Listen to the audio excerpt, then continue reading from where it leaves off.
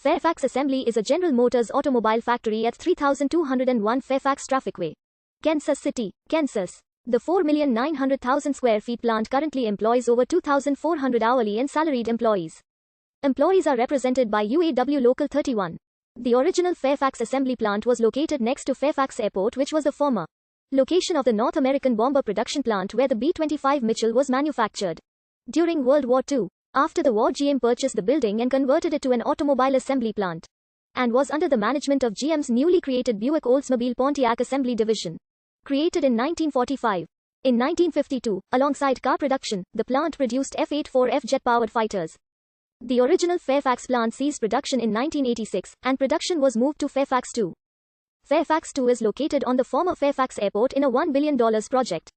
The new plant began production with the 1988 model Pontiac Grand Prix.